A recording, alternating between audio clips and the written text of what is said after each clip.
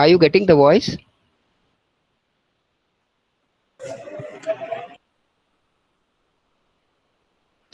Sir Guttmann Is what? Scale पढ़ रहे थे। Okay okay okay. तो स्केलिंग सर की बात हो सिमेंटिक थी। डिफरेंशियल स्केल भी हो गया था। सिमेंटिक डिफरेंशियल पर हम लोगों का डिस्कशन स्टार्ट हुआ था। तो कुछ थोड़ा सा घर से आप लोगों ने देखा होगा, ऐसी मुझे उम्मीद है। And further we were just starting the semantic differential in some with some deeper view. अब उसको कुछ हल्का सा ज़्यादा गहराई से देखते हैं। तो in the semantic differential is basically 7 point scale. 7 points का स्केल है वो, और it is going to collect the responses from the two polar sides. If the neutrality is the point, then one side of the pole is the affirmative answers of the respondent, and the second side of the pole is the negative answer of the respondents. And we are going to gauge the degree of such responses, how much they are disagree, how much they are agree, strongly agree, all these things. So if these things are going on, then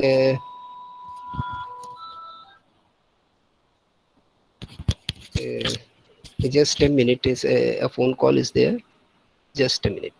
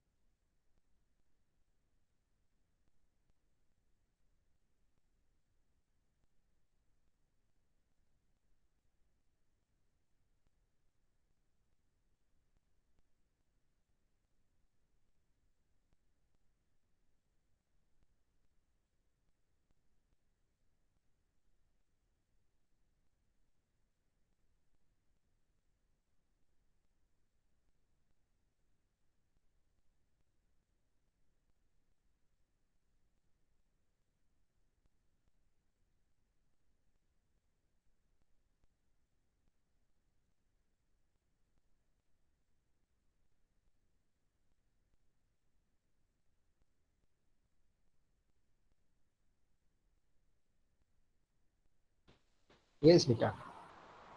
In the case of the semantic differential scale, it is a 7 point scale, which is going to record the responses of the respondent in the of the bipolar intensive answers, intensive degree of their answers.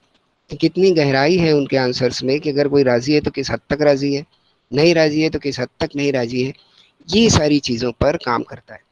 So it is going to be used in the things which is connected with the attitudes, things which is connected with the attributes.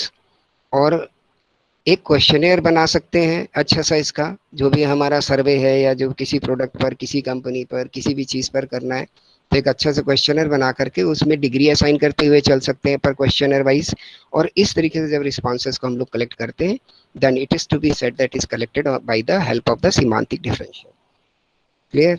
ये तो बिल्कुल एक simple सा परिचय हो गया, आपको अच्छे से आइडिया हो गया होगा कि एक साइड पे जाना है तो अच्छा, तो फिर बहुत अच्छा, तो बिल्कुल बहुत ही ज़्यादा पसंद, ये हम सिंपल लैंग्वेज में बोल रहे हैं, whatever the word should be placed, वो प्लेस किए जा सकते हैं। तो first thing, you are going to जज the personal judgement of the any people, what is a difficult task. तो पर्सनल जजमेंट लोगों के आपको गेज करने हैं, और उन पर्सनल जजमेंट के बेस पे you are going to modify, you are going to change, you are going to upgrade your policy, your product, और you have to going any type of innovation in your company. इसलिए ये सारी चीज़ें होती हैं। तो केवल किसी की डिग्री जान लेने से तो मेरा काम चलेगा भी नहीं। तो it is a very good कि आप इसके साथ में फैक्टर्स रिलेटिंग, अगर इसका साथ में एनेक्चर आप कलेक्ट कर पाते हैं in your questionnaire, then it is to be too good. कि if I know the range of the ascent or range of the descent, then the reasons behind it, just one or two line, what are the factors behind it, कि अगर किसी को मेरी car design पे पसंद है तो क्या वाला लुक जो है जिसके कारण बहुत पसंद है। Are you getting? तो इस तरीके से कुछ आपके पास उसके फैक्टर्स हों, तब आप ये निकाल सकते हो कि जो हाईली एग्री है वो डिज़ाइन के इस कारण से हाईली एग्री है, या जो हाईली डिसएग्री है उनमें डिज़ाइन का ये कारण है। तो जब आप ऐसे कर सकते हैं तो then you can change your policy, then you can make a new way, ऐसा आप तब कर पाएंगे, and then it is the good use, तब वो उसका अच्छा यूज़ होगा। ठीक, तो इस तरीके से इसको करते हैं। तो you are going to record the personal judgement. क्या आप खुद ही देखो कि किसी भी चीज़ को अगर आप पसंद कर रहे हो तो अगर 10 लोग हैं तो 10 के अलग अलग आंसर आएंगे। इस टर्म में तो आएंगे ही आएंगे कि कोई चीज़ पसंद है तो किस हद तक पसंद है, या कोई चीज़ पसंद है तो किस हद तक ना पसंद है। लेकिन जब आप कारणों पे जाओगे तो वो बड़े आपको डिफरेंट नेचर के दिखाई देंगे, डिफरेंट नेचर के। समझ पा रहे हैं ना आप, किस स्टिमुली के कारण कौन सा आदमी किस तरीके से किसी चीज़ को रिजेक्ट या सेलेक्ट कर रहा है, it is a very difficult to gauge on. So first of all, you have to collect these personal judgment, then these scales and this the factors composition behind the scale. अब आपको factor के composition decide करके अपने questionnaire को set करना पड़ेगा, या जो कुछ फैक्टर्स मिले उनको उनके साथ मैच करना पड़ेगा। कुछ रीजंस बनाएंगे आप अपने क्वेश्चंस का, तब तो आप बोल सकते हैं कि इस फैक्टर के कारण किसी ने डिग्री पे एक्सेप्ट किया होगा या रिजेक्ट किया होगा। ठीक, तो वो फैक्टर्स होने चाहिए। जैसे मैं डिज़ाइन की बात कर रहा हूँ तो फैक्टर हो गया आपके लिए लुक एंड कार का। ठीक, अगर हम इंटीरियर की बात करें तो हम बोल सकते हैं the comfort of the car, ये एक फैक्टर बन रहा है हमारे लिए। ठीक, अगर हम स्पीड और उसकी बात करते हैं कार की तो then the pleasure to run the car एक फैक्टर बन सकता है। ठीक, तो ऐसे फैक्टर्स के ऊपर आपके क्वेश्चंस बने होंगे। ये फैक्टर तो आप ही डिसाइड किए, लेकिन उनके आंसर्स पर आप ये मानोगे कि they are what you are trying to base their personal judgment on the factors you have decided। आपके फैक्टर्स पे क्वेश्चनर बने हुए हैं, तो बेहतर है कि इसके साथ अगर आप उनके थोड़े से फैक्टर्स रिकॉर्ड कर पाओ कि why they are answering, then it is too good. नहीं कर सकते हैं कोई बात नहीं है, लेकिन ये करना ज़्यादा बेहतर होता है। इसको आप अलग से लिख सकते हैं if you are going to answer in the theory. तो पहला तो पर्सनल जजमेंट को आप गेज करोगे। दूसरा, आदमी का जो फैक्टर है, जिस फैक्टर्स पे आपने क्वेश्चन बनाए हैं, that is you are going to gauge the mindset of any people. और किसी के भी माइंडसेट को पढ़ पाना, दैट इज टू डिफिकल्ट। ठीक, वो जल्दी नहीं होता। आपको दिखता है कि किसी ने इस कारण से मना किया होगा, ज़रूरी नहीं है कि हर आदमी उसी कारण से मना कर रहा हो। Different people have different mindset for answering anything regarding no और यस। ठीक ना, तो उनका बेहतर आपको और मिल जाए। और थर्ड, जब आपने इनको सबको कलेक्ट कर लिया, then collect the opinion of the experts which are dealing in the stimuli. अब आपको इनको किसके पास भेजना चाहिए? वो एक्सपर्ट्स जो स्टिमुली रीडिंग में और इन सब में काम करते हैं, ओपिनियन रीडिंग में अच्छे साइकोलॉजिस्ट हैं, अच्छे इस तरीके के लोग हैं, एक्सपर्ट्स हैं जो स्टिमुली रीडिंग में काम करते हैं कि हाँ, अगर आदमी इस तरीके से आंसर कर रहा है तो इसके पीछे इस तरीके का फैक्टर रहा होगा। आपका फैक्टर ये है, क्या जो दूसरे फैक्टर्स होते हैं वो इसके साथ को रिलेट करते हैं? आप समझते जाइए कि कितनी ज़्यादा कंपनियों को काम करना पड़ता है कितनी तरीके से रिसर्च और सर्वे होते हैं, तब हमारे सामने कोई प्रोडक्ट आता है या किसी प्रोडक्ट में कोई चेंज होता है। समझते जा रहे हैं आप? तब वो चीज़ें होती हैं जो हमको बड़ी सिंपल लग रही हैं, ठीक है। तो द पैनल ऑफ जजेस शुड बी सेलेक्टेड, और ये पैनल ऑफ जजेस डिफरेंट फील्ड के एक्सपर्ट होंगे जो कि स्टिमुली को भी समझते होंगे। फिर ये पैनल ऑफ जजेस का जजमेंट जो आएगा आपके सर्वे के ऊपर जो कलेक्शंस हुए हैं, ठीक, जो भी आपने कलेक्ट किया है, तब देन यू कैन डिसाइड कि yes what is the what we can conclude from this collection of the data by the help of the semantic differential scale. जो आपने डेटा कलेक्ट किया उसको अगर सिमांटिक डिफरेंशियल स्केल पे आपने बांटा, तो उसके बाद उस पर एक्सपर्ट ओपिनियन भी आपको लेनी पड़ेगी। Then you can conclude this is the way और this is the pattern we can just conclude from this scaling. तब आप ये काम कर पाएंगे, तब किसी के एक ग्रुप ऑफ और पॉपुलेशन का आप एटीट्यूड गेज कर सकते हैं और समझ सकते हैं। अब देखते जाइए, कुछ चीज़ें हैं जिनके एग्जाम्पल जैसे हम आपके साथ डिस्कस करेंगे तो आपको समझ आना शुरू हो जाएगा। अब आप देखिए कि आप सबके यहाँ आराम से आप लोग सोप इस्तेमाल कर रहे होंगे। सोप की कीमत नहीं बढ़ रही है, अगर वो 10 रुपए का 15 रुपए का जितने का है उतने का है। साइज में अगर आप पैकिंग देखोगे तो वो भी वैसे ही बनी हुई है, लेकिन अंदर आप निकालते हो तो क्या होता है कि आप देखोगे द क्वांटिटी कम हो रही है। अब उनके पास ऐसे सर्वे हैं कि people is not going to, factor है उनके पास कि people is not going to, not willing to spend more on this product, क्योंकि उनको इससे रिलेटिव कम्पिटिटिव प्रोडक्ट की कोई चीज़ मिल जा रही है। तो अगर हम अपनी प्राइसेस को बढ़ा देंगे to maintain the same specification of the product, कि हम उसी स्पेसिफिकेशन पे काम करें कि अगर हम 10 ग्राम का बना रहे हैं तो 10 ही ग्राम का बनाएं, सेम डिज़ाइन रखें, सेम पैकिंग रखें, तो अब मेरी चीज़ की कॉस्ट बढ़ने वाली है और वो 2-3 रुपए महंगा हो सकता है। And people is not going to, not willing to pay the more because the substitute products have creating some options to them, वो उधर शिफ्ट कर जाएंगे। तब फिर स्ट्रेटजी फॉर्म होती है कि आप वैसे ही पैकिंग रखिए, सब रखिए, और कॉस्ट कटिंग को बचाने के लिए क्वालिटी के साथ कंप्रोमाइज़ मत करिए, शेप में कुछ थोड़ा सा चेंज ला दीजिए जिससे आपका मटेरियल कम लगे and the cost of the product is going to be reduced. आप ऐसी चीज़ें अपने इर्द गिर्द काफ़ी देख रहे होंगे जिनमें कॉस्ट कटिंग हो जाती है और कई दफ़े लोगों को पता भी नहीं चलता। तो इसके पीछे उनके काम है, उनके सर्वे कई तरीके के। उन्होंने ये फैक्टर लोगों के दिमाग में पाया है कि अगर हम दाम बढ़ा देंगे तो आगे बिकने वाला नहीं, तो इसके ऊपर उनका काम है, इसके ऊपर उनकी रिसर्च है। तो what I am trying to do, I am trying to do to create in your mind what is the usability of this type this data collection and the scaling and the sampling, कि इसकी आप ज़रूरत समझ पाएँ। अगर कोई company ऐसा decision ले रही है तो some sort of survey, some sort of study behind it, तभी तो ले रहे हैं लोग, ठीक। अब एक दूसरा एस्पेक्ट हम इसका आपको दिखाते हैं। दूसरा एस्पेक्ट ऐसा है कि मान लीजिए आपने एक रेंज क्रिएट की, 100 लोगों के ऊपर आपने ये सर्वे किया। जब भी बेटा सर्वे डिग्री के केस में होगा तो उसके जो कंक्लूजन्स हैं वो मल्टीपल इफेक्ट क्रिएट करते हैं। फिर कंपनीज को उसके लिए नई स्ट्रेटजीज बनानी पड़ जाती है इफ़ दे आर सीरियस। तो अब अगर आपने ऐसा सर्वे किया जो 7 पॉइंट सर्वे है या 5 पॉइंट सर्वे है, तो जब भी आपने इसको किया तो क्या होने वाला है अब आपके साथ, अगर आपने मान लो कार की डिज़ाइन पर एक क्वेश्चन बनाया हुआ है, उस कार की डिज़ाइन में आप देखते हो कि 100 में से 30 लोग हैं जो इस डिज़ाइन के साथ हाईली एग्रीड हैं, मतलब हायर पॉइंट है जो आपका एक पोल का उसके साथ अटैच है, वो 30% लोग।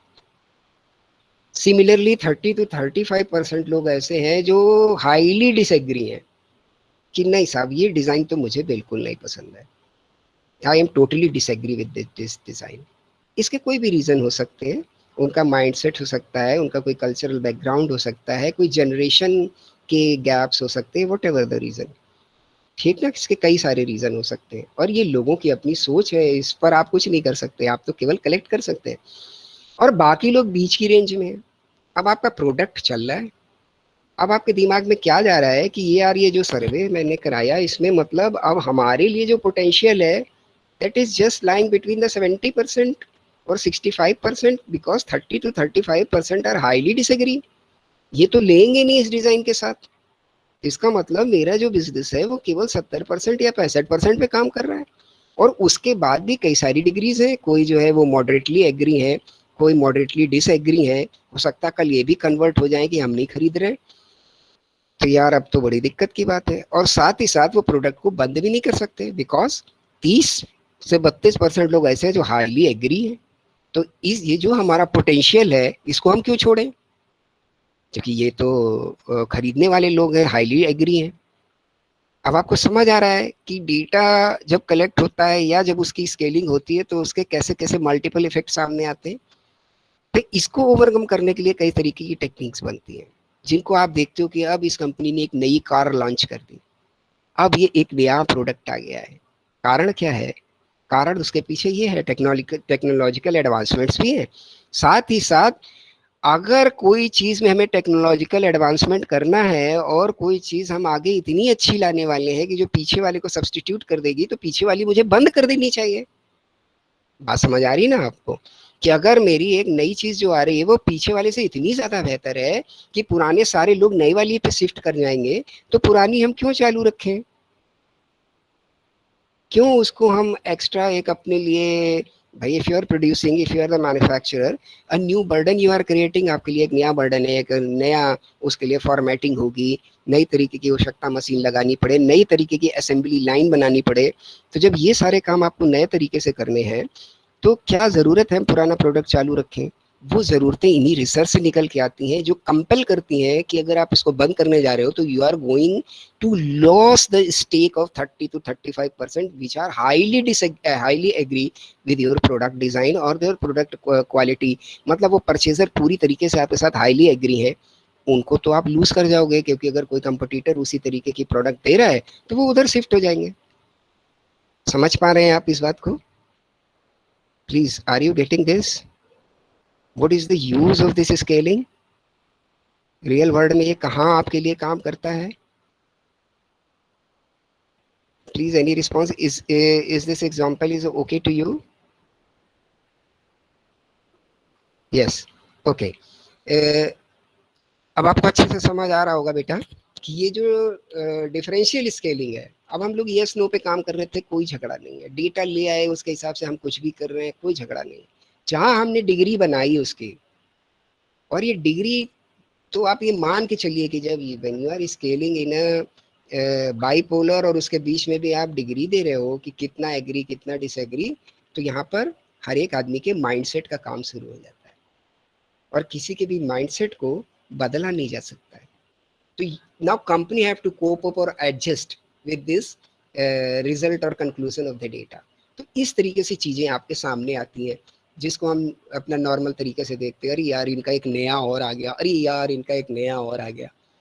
तो ये क्यों आता है? क्योंकि आपको पुराने भी जो हैं वो छोड़ना नहीं चाहते, उसकी भी एक अच्छी रेंज है आपके पास, तो उसको कंटिन्यू रखिए। नई चीज़ें की जो डिमांड आ रही है, नए टेक्नोलॉजिकल एडवांसमेंट आ रहे हैं, या जो हाईली डिसएग्री हैं, उनके लिए आप एक कोई नई चीज़ लेके आइए, थोड़ा उनके हिसाब से कि जो वो अट्रैक्ट कर पाएँ। इस तरीके से कंपनियों में लगातार innovation, continuous process of survey research चलते रहते हैं bye the help of statistical mode.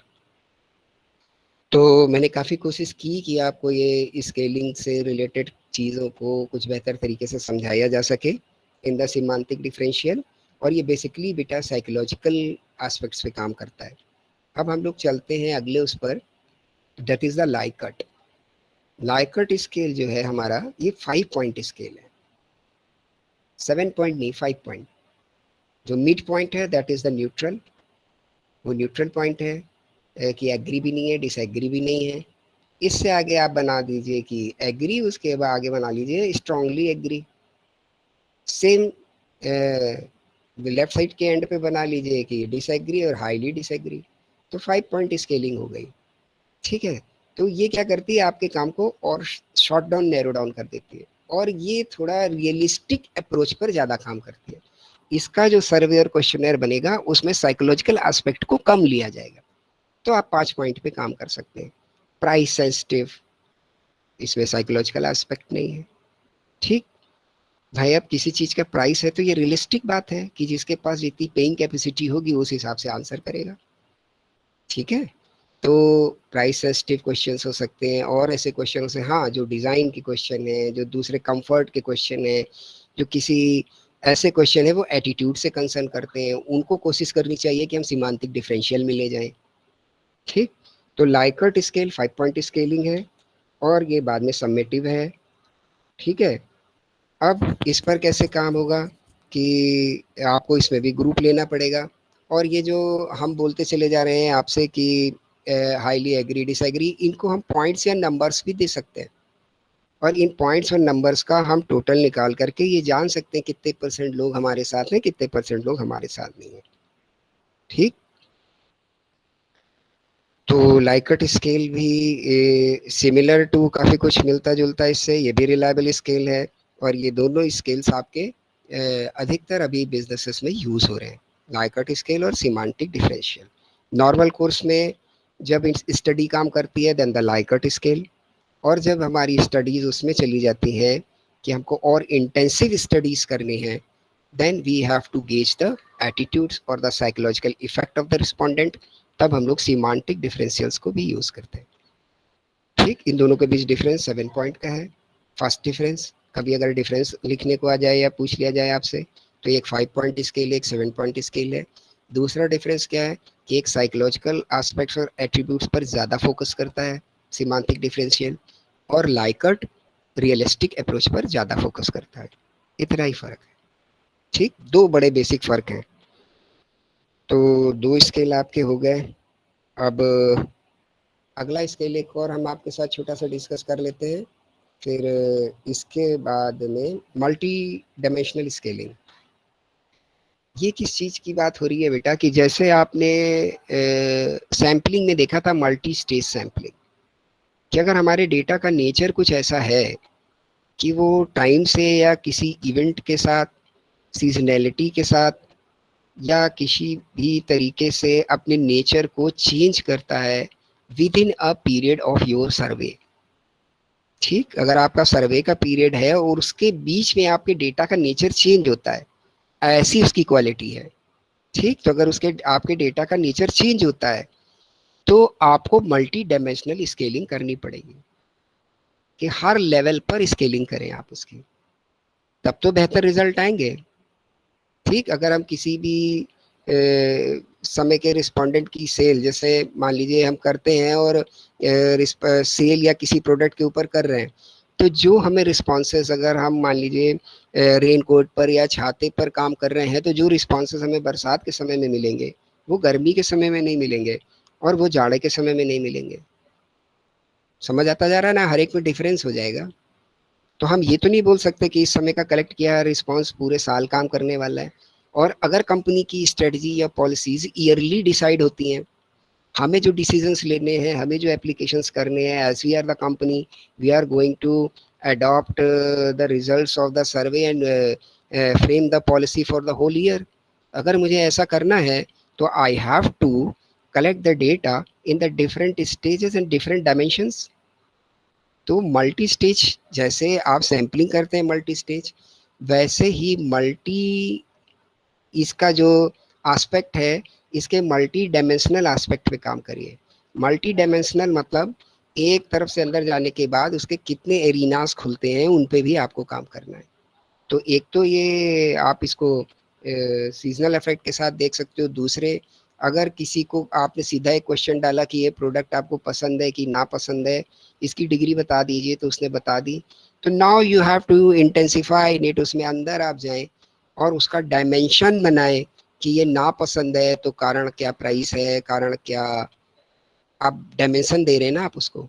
अगर प्राइस है तो फिर एक नया डायमेंशन और अंदर होना चाहिए, प्राइस क्या कंपटीटर के कारण, या प्राइस कोई फ्यूचर प्रोडक्ट के कारण, या प्राइस आपकी अपनी पेइंग कैपेसिटी के कारण, या price regarding the return of the product which is expected by the customer. कई सारे रीजन हो सकते हैं ना प्राइस से related. These are the dimensions regarding the price. Are you getting? किसी को अगर हमारे प्राइस से कोई दिक्कत है तो उसके कितने सारे कारण बन सकते हैं, ये भी अगर आप जान लें अपने सर्वे से, तो this is the multi dimensional. आप अंदर तो गए एक प्राइस के क्वेश्चन के साथ, और उसके बाद अंदर जाने के बाद आपने उस एरिना को ओपन किया, डायमेंशंस उसकी देखी कि हाँ यार ये प्राइस के कारण तो मना कर रहा है, अभी इस प्राइस में जरा देखा जाए कि ये किस कैटेगरी को बिलोंग करते हैं, either the serviceman, either the businessman, और either the is the professional.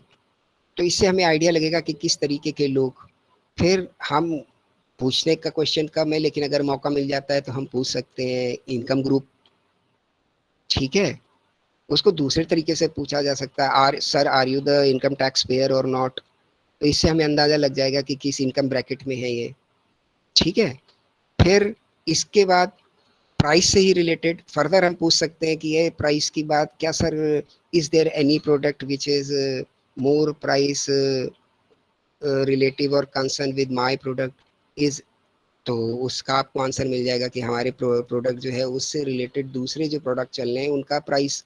और फिर रिटर्न, कि हम जो पैसा ले रहे हैं उस हिसाब से क्या क्वालिटी और रिटर्न्स ऑफ द प्रोडक्ट उसको मिल पा रहा है, इससे भी आदमी प्राइस सेंसिटिव हो सकता है।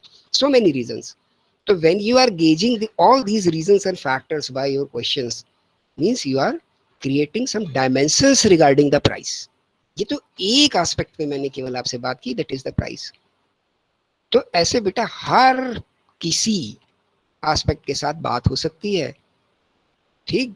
क्योंकि मैंने कार की बात आपसे शुरू कर दी है, तो इसी एग्जांपल को हम लोग अगर आगे बढ़ा ले तो डिजाइन से रिलेटेड भी हम कई सारे डायमेंशन बना सकते हैं, ठीक ना। कि अगर किसी को डिजाइन पसंद है या ना पसंद है, तो हम अंदर जा सकते हैं कि आपको क्या इटालियन लुक पसंद है, कि इस कार में क्या वो फोर्ड का लुक पसंद है, कि कौन सा डाल दिया जाए, या कौन सी कंपनी इसके साथ दूसरा दे रही है। ऐसे करके डायमेंशंस में जा सकते हैं। तो when we have the dimensional data, then we are more capable to deal with the answer concluded from the collection of this scaling। जितनी गहराई की और इंटेंसिविटी के साथ मुझे पता होगा, उतना ही अच्छा हम फर्दर उसके ऊपर प्लान और स्टडी कर सकते हैं। Are you getting? तो जिस तरीके से in the case of the sampling हम लोग मल्टी स्टेज पर करते थे, here the stage are the dimensions, because we are studying the attributes and the attitudes and the psychological aspect or the stimuli of the person regarding any question, that is why it is a dimension। बात समझ आ रही है? वहां पर हम लोग उसको multi stage बोल लेते क्योंकि वो टाइम फेस में काम कर रहा था। और यहाँ पर तो किसी की सोच है, और सोच के साथ में उसके पीछे उसके अपने थॉट्स और उसकी बिलीफ है। तो उसके लिए मुझे डायमेंशन देने पड़ेंगे कि क्या क्या कारण है ऐसे। Are you getting? तो ऑल दीज रिगार्डिंग प्राइस हो गया, एनी क्वेश्चन हर एक के डायमेंशन में आप अच्छे गहराई से जा सकते हैं। अब आपको सेट करना पड़ेगा कि डायमेंशंस को कैसे सेट किया जाए, और ये डायमेंशंस कैसे आपकी स्टडी के लिए और स्टैट्स कलेक्शन के लिए यूजफुल हो सकते हैं। Because why we are collecting the data, आप याद रखिए, किसी को केवल डेटा कलेक्ट करने का शौक नहीं है, खर्चीला काम है, समय भी लगता है इसमें। तो फिर आप करते क्यों हैं? क्योंकि आपको यूज़ करके उस पर फर्दर कोई काम करना है। तो जो भी डायमेंशन आप सेट करिए, तो देखिए उसकी यूजिबिलिटी आपके जो मेन वर्क है या रिसर्च वर्क है, या जो आप जिस क्वेश्चन के लिए ये सब कर रहे हो उसके लिए इज इट सूटेबल, क्या वो सूटेबल है, क्या वो काम कर पा रहा है। तो अगर ऐसा हो पा रहा है, देन यू कैन से कि you have design a good question regarding the multi dimensional. तो just take a short break of 1 or 2 minutes. इसमें जो भी आज डिस्कस हुआ है इसको आप अच्छे से देख लें, नोट डाउन है तो उसको रिवाइज कर लें। If you have any query तो उसको आप पूछें। I am giving you just a 2 minute break for this purpose only, ठीक। तो अभी मेरी घड़ी में 11:50 है। 11:52 पे मैं आपको डिस्टर्ब करूंगा, उसके पहले नहीं डिस्टर्ब करूंगा। तब तक आपके पास जो भी क्वेरी हो regarding these 3 points, semantic differential, Likert and multi dimensional, तो उनको आप पूछ सकते हैं। क्लियर? ओके।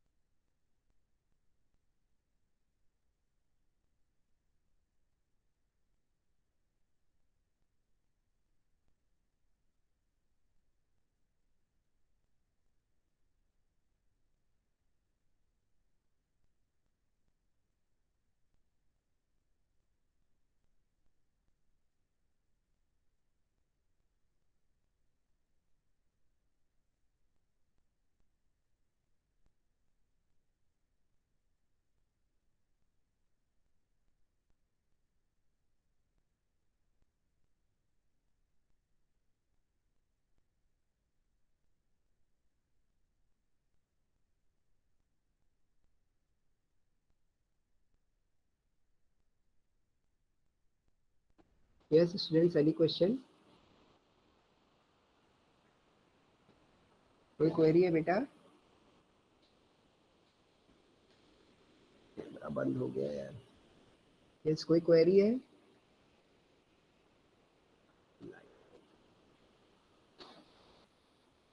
Any query?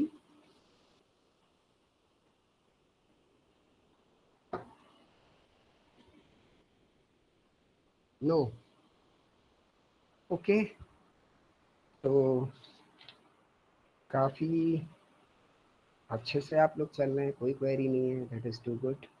अब हम लोग एक छोटा सा अगला स्केल है उसको भी डिस्कस कर लेते हैं, that is the Thurstone scale. Thurstone scale को you can say this was the first scale to gauge the attitudes. Attitudes के लिए सबसे पहला स्केल आया था ये, and this is given by the Robert Thurstone. Robert Thurstone ने ये स्केल को दिया था आपको कि इससे कैसे स्केलिंग करें हम। द नेक्स्ट थिंग कि how to conduct it, this is the method of the successive intervals, कि इंटरवल भी इसमें आप बना लें और एक कुछ इंटरवल के बाद के आपके क्वेश्चन सेटअप हों कि जो हमारा डेटा है उसमें इंटरवल भी क्रिएट हो जाए। इस तरीके से कुछ सैंपल हो, कुछ सर्वे आपको कैसे बनाने हैं कि first of all to develop the statements को बनाइए, देन रैंक दोज स्टेटमेंट, उन स्टेटमेंट को रैंक कर दीजिए, फिर उन स्टेटमेंट्स को पैनल ऑफ जजेस के पास लेकर के जाइए कि इनमें से क्या पूछा जाना चाहिए। बेटा जहां एटीट्यूड आ जाएगा, यू नीड द एक्सपर्ट्स, आपको ओपिनियन एक्सपर्ट्स, आपको स्टिमुली एक्सपर्ट्स, इनकी ज़रूरत पड़ेगी, साइकोलॉजिकल पर्सन्स की ज़रूरत पड़ेगी। कि हो सकता है आपको जो सवाल बड़ा आसान लग रहा हो वो किसी की साइकोलॉजी को इस तरीके से इफेक्ट करे कि वो अगर आंसर अच्छा भी देना चाहता हो तो अच्छा ना दे पाए। आप देखते हैं ना, कभी हम कुछ किसी से ऐसा पूछना चाहते हैं कि बड़ी अच्छी मनसा के साथ गए लेकिन हमने सवाल ही कुछ ऐसा पूछ लिया और उसके हिसाब से वो उसको हिट कर रहा है, तो वो बेचारा सही आंसर देना भी चाहता था तो नहीं दे पाया। तो फ्रेमिंग ऑफ द क्वेश्चंस और sequencing of the questions, the flow of the questions किस तरीके से सेट हो, इसके लिए पैनल्स के एक्सपर्ट्स की जरूरत जरूर पड़ेगी if you are studying the attitude. तो इन दिस केस आपके लिए क्या होने वाला है कि if you are first of all decide the statement, then the rank these statements और उनको पैनल ऑफ जजेस के पास लेकर जाइए, वो उसके रैंक बनाएंगे। फिर उन क्वेश्चंस के साथ में आपको क्या करना है, उनकी एवरेज वैल्यू निकालनी कि अगर 3-4 क्वेश्चन है तो उनमें से किसी की एवरेज वैल्यू कितनी आ रही है। तो एवरेज वैल्यू का जब आपको जानकारी होने लग जाएगी, then you are able to frame those questions efficiently. ठीक, रेंज पता चले आपको उसकी, किसकी रेंज क्या है। आपने जो 2-4 क्वेश्चन बनाए, अब आपको लगता है ये 5 क्वेश्चन सिमिलर नेचर के हैं, तो इनमें से कोई कुछ ऐसा हम बना दें जो एक ही क्वेश्चन में काम चल जाए, या इन 5 क्वेश्चंस के जो आंसर आ रहे हैं ये कुछ पांचों क्वेश्चंस हल्के मिलते जुलते हैं, तो इनके आंसर से या जो मेरे पास सारे आंसर आए इनसे कुछ अगर मुझे एक ही बात कंक्लूड करनी है तो कोई मीडियन मुझे मिल जाए इसका।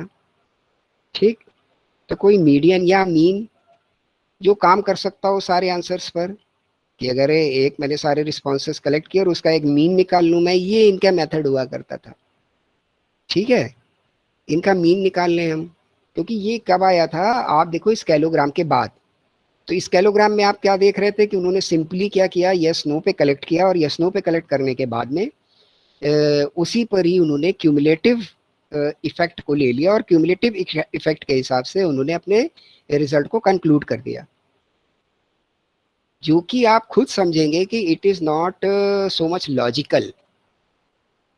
उसके बाद ये आए तो इन्होंने थोड़ा सा उसमें और एडवांसमेंट कर दिया, और उस एडवांसमेंट के साथ में क्या चीजें जोड़ दी कि जो हमारे आंसर्स निकल कर आ रहे हैं किसी क्वेश्चन से रिलेटेड, इनका कोई मीन वैल्यू ले लें हम।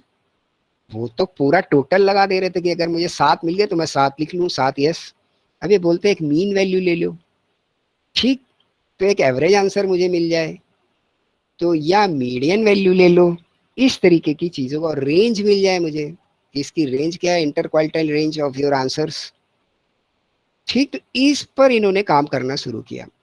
मतलब गटमैन का जो स्केलोग्राम वाला मेथड था उसका एडवांसमेंट आया थर्स्टोन, अच्छे से समझते जाइए, उसका एडवांसमेंट था थर्स्टोन, गटमैन स्केलिंग से एडवांसमेंट हो गया थर्स्टोन। वो केवल आपके लिए एक क्यूमुलेटिव वैल्यू की, मुझे अगर 7+ मिल गया 7+ ले लो, एक क्वेश्चन के कितने रिस्पॉन्सेज यस में मिले, मैंने बताया था ना आपको टेबल कि रिस्पोंडेंट के वाइज उसको अगर 10 क्वेश्चन पूछे गए हैं तो अगर उसने 7 यस दिए तो 7 लिख लो, क्वेश्चन नंबर 1 के अगेंस्ट में अगर 20 लोगों के आंसर हैं तो उसमें जो टोटल आया वो टोटल लिख लो, केवल टोटलिटी पे काम कर रहा था।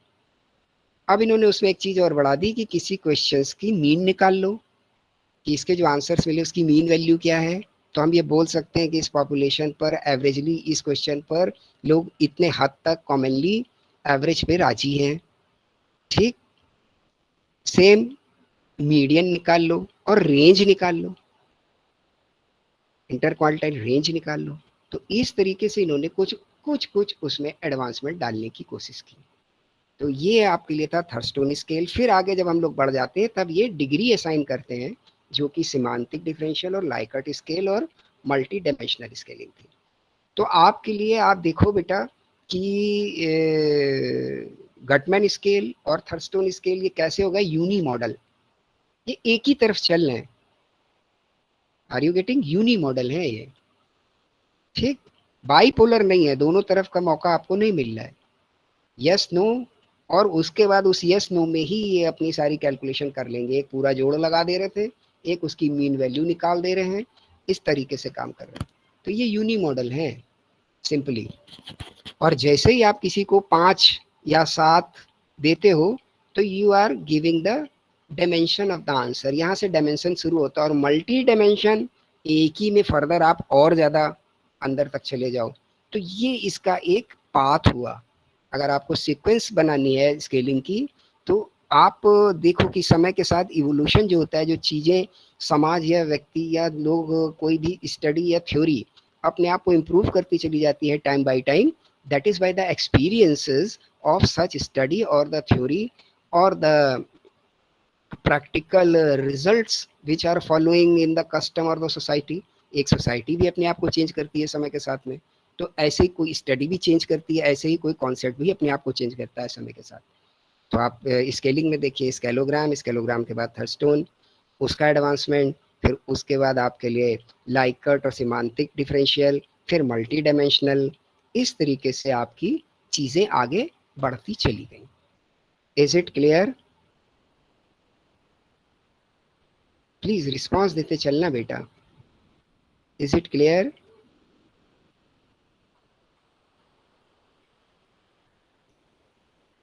क्या बात है यार, एक बार के प्लीज में नहीं बोलोगे आप लोग? यस, ठीक, चलिए ठीक है श्रेया जी। तो आपसे ये इतनी सारी बातें हो गई। अब एक छोटा सा पॉइंट और है, वो भी मैं चाहता हूँ कि आज की क्लास में ही डिस्कस होके ख़त्म हो जाए, तो फर्दर आपके लिए ये टॉपिक ना रहे और अगले उसमें हम लोग नया टॉपिक पिक कर लें। द एनालिसिस ऑफ डेटा पे फर्दर चले जाएंगे हम लोग, तो इसको भी थोड़ा सा आप लोग देख के आओगे तो हम लोग बड़ी आसानी से तेज़ी से आगे बढ़ पाएंगे। तो आज की इसके स्केलिंग के लिए आपके लिए लास्ट टॉपिक है फैक्टर एनालिसिस। बेटा ये है तो बहुत ही डीप और गहरा टॉपिक, लेकिन आपको तो इसका केवल सिंपल ओवरव्यू हम दे देंगे अच्छे से, कि अगर कहीं पर लिखने के लिए शॉर्ट नोट्स में या कहीं बताने के लिए आ जाए तो you are able to answer, वरना ये है अपने आप में पूरा एक ऐसा टॉपिक है कि इसके लिए खुद 1-2 लेक्चर चाहिए। तो what is this factor scaling? अब ये फैक्टर स्केलिंग क्या है, पहले आंसर्स हुए, दोहरा दूंगा तो ये सारी बातें आगे समझने में आपको बहुत आसानी हो जाएगी। पहले सिंपल आंसर हुए, उनका क्यूमुलेशन हो गया, फिर थर्स्टोन आ गए, फिर ये आ गए, आपको अच्छे से समझ आ रही हैं ये सारी बातें। फैक्टर एनालिसिस ने क्या किया कि फैक्टर एनालिसिस अब क्या करती है, because your questions are designed on some factors, ये हमने पहले आपसे बात की हुई है कि आप जब भी कोई क्वेश्चन बनाते हो तो उसके पीछे आपके दिमाग में कुछ होता है, वही फैक्टर है। Is it clear? तो आपके जो क्वेश्चंस हैं वो फैक्टर पर डिपेंड करते हैं। क्लियर है? तो आपके क्वेश्चन अगर फैक्टर पर डिपेंड करते हैं तो उस किसी एक फैक्टर से जुड़े हुए कई तरीके के क्वेश्चन हो सकते हैं। कई तरीके के क्वेश्चन हो सकते हैं। जैसे अगर कोई कंपनी सर्वे कर रही हो और वो टेलीकॉम इंडस्ट्री में हो, तो एक क्वेश्चन तो वो ये पूछ सकती है कि हमारी जो रेट्स हैं, इज इट, उससे रिलेटेड कोई क्वेश्चन हो सकता है। दूसरा वो पूछ सकती है कि हमारे जो एसटीडी आईएसडी रेट्स हैं या जो टैरिफ्स हैं, इनसे रिलेटेड कोई क्वेश्चन हो सकता है। फिर वो पूछ सकती है कि हम जब लोगों को इनरोल करते हैं तो उस समय जो चार्जेस लेते हैं उससे रिलेटेड भी कोई क्वेश्चन बना सकती है वो। तो ये सारे क्वेश्चंस के पीछे फैक्टर क्या है? The price sensitivity. इसी के कारण तो इनका सबका जन्म हो रहा है। रूट कॉज क्या है? You want to know the price sensitivity of the customer regarding the various aspects on which he is spending to use your services. अगर कोई टेलीकॉम कंपनी है तो उसकी सर्विस को यूज करने के लिए जिस जिस तरीके से उनका कस्टमर पे करता है, दैट इज द प्राइस। उसको ही आप डिफरेंट मोड से पूछना चाह रहे हो। बात समझ आती चली जा रही है? कहीं टैरिफ के रूप में पूछ रहे हो, कहीं अपनी जो है वो प्लान के रूप में पूछ रहे हो, कहीं उसको आप जो है वो इनरोलमेंट के रूप में पूछ रहे हो, डिफरेंट रूप में पूछ रहे हो। ठीक है? तो दूसरा कि आपको जब आप कॉल करते हो तो क्या कभी कोई वॉइस डिस्कनेक्ट होती है, या अगर आप डेटा यूज कर रहे हो तो कभी कोई दिक्कत आती है, क्या डाउनलोडिंग में कोई प्रॉब्लम है? ये सब अब आपके किसके इशू आ गए? Regarding the service component. तो फैक्टर पीछे क्या काम कर रहा है? द सर्विस फैक्टर, कि कैसी सर्विस आप प्रोवाइड करा पा रहे हो regarding the usability and the operations. ठीक, ऑपरेशन से रिलेटेड दूसरा फैक्टर हो गया ये। फिर तीसरे पे आ जाते हैं कि आपने क्या प्रीपेड फ़ोन लिया हुआ है। प्रीपेड लिया हुआ है तो रिचार्ज होते ही आ जाता है कि आपके पास कि कुछ वेट करना पड़ता है? कभी ऐसा तो नहीं हुआ कि आपका रिचार्ज डिमांड हो गया, उसके 2 घंटे बाद आपको ट्रांसफ़र हुआ? ठीक। या आपके पास पोस्ट पेड फ़ोन है, अब आप क्या काम कर रहे हो, ये दूसरी तरीके की सर्विस हो गई। पहली सर्विस रिगार्डिंग द ऑपरेशन, दूसरी सर्विस सपोर्ट सर्विस। ठीक है? तो आपके पीछे फैक्टर क्या है? एक के पीछे फैक्टर प्राइस है, एक के पीछे factor regarding the operational performance, दूसरे के पीछे फैक्टर है regarding the services which is support services. ठीक है? तीसरा आप पूछ सकते हो कस्टमर केयर, जब आप बात करते हो तो लोग फ़ोन कैसे उठाते हैं, क्या करते हैं, ये एक दूसरा फैक्टर हो गया, ये भी सर्विसेज से रिलेटेड है पर इसका रीज़न दूसरा है। तो अगर ऐसे करके मेरे पास कई सारे 100 क्वेश्चन बन जाते हैं, तो इतने पे अगर हम कोई स्टैटिस्टिकल टूल लगाएंगे तो अब आपको तो डिपेंडेबिलिटी पे काम करना है, इंडिपेंडेंट वेरिएबल और प्लस डिपेंडेंट वेरिएबल पे काम करना है। तो जितनी ज़्यादा आपके फैक्टर बढ़ जाएंगे, नंबर ऑफ क्वेश्चंस, उतने तरीके से आपका काम बढ़ जाएगा। तो फैक्टर एनालिसिस क्या काम करता है कि वो उन फैक्टरों को खोजता है कि जिन फैक्टर के बेस पे ये क्वेश्चंस बने होते हैं। समझ आती जा रही है आपको बात? तो उन फैक्टर्स को खोज करके वो ये कोशिश करता है कि उस फैक्टर से जुड़े हुए जो 4-5 क्वेश्चन हैं, अगर वो काफ़ी हद तक सिमिलर नेचर के हैं तो उनको एक जगह पे ला दिया जाए और उसको बोल दिया जाए फैक्टर 1 या factor A, what ever the name. अगर हमारे प्राइस से जुड़े हुए 4-5 क्वेश्चन हैं तो हम बोलते हैं फैक्टर 1। ऐसे करके अगर हम अपने 100 क्वेश्चंस को 8 या 10 फैक्टर में बांट सकते हैं तो अब हमारा काम ज़्यादा आसान हो जाएगा। पर इसके पीछे पूरी लॉजिकल रीजनिंग होती है, इसके पीछे भी पूरा स्टैटिस्टिकल वर्क होता है, काम करना पड़ता है, उन फैक्टर्स के बीच में कोरिलेशन देखना पड़ता है, न्यूमेरिकल एस्पेक्ट से लगा के देखना पड़ता है। वो आपको पढ़ाना नहीं है क्योंकि वो और हायर स्टडीज हो जाएगी, लेकिन आपको पता हो केवल कि काम कैसे करता है। नोट डाउन कर लीजिएगा कहीं पर भी, तो किसी भी इंटरव्यू में, किसी डिस्कशन में आपके लिए बड़े काम की चीज़ है। फैक्टर एनालिसिस में the factor behind the questions, और उन क्वेश्चंस पर ये भी एक स्केलिंग ही है बेटा, ध्यान रखिएगा, स्केलिंग से अलग नहीं जा रहे हम। स्केलिंग मतलब अब आपके डेटा को डिफरेंशिएट करना इन द डिफरेंट टर्म्स, यही तो बेस बात शुरू हुई थी हम लोगों की। तो नाउ यू हैव डिफरेंट, आपने जब कलेक्ट किया तो डिफरेंट क्वेश्चंस पे किया, तो जैसे शुरुआत में स्केलिंग में मैंने बोला था कि अगर आपने किसी एरिया की पॉपुलेशन को कलेक्ट किया तो आप उसको अगर रिलीजियस बेसिस पे बांट देते हो तो ये भी एक स्केलिंग है।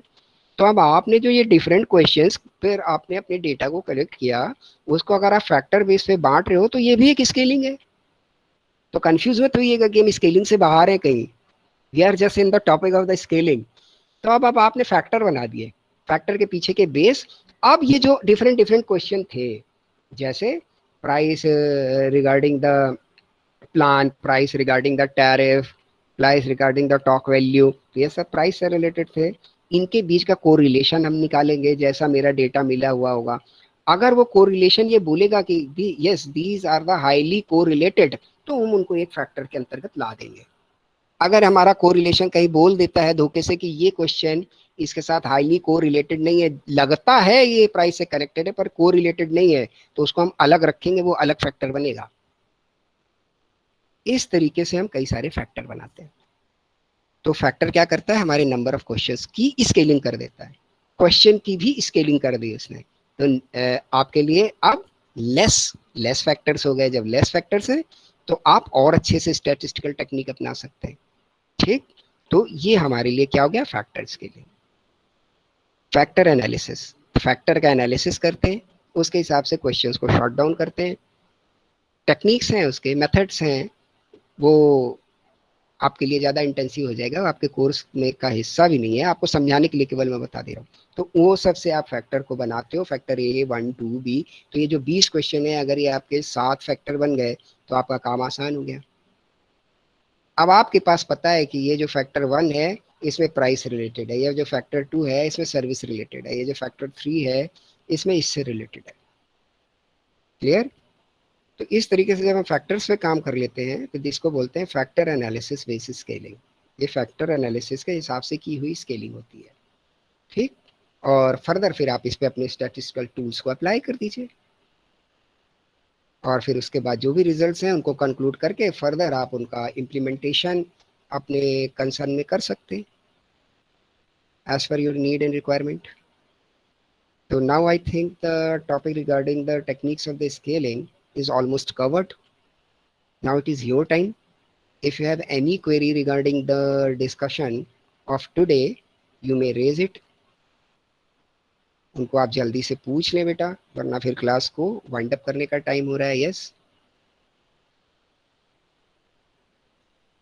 प्लीज बच्चों, कोई क्वेरी है?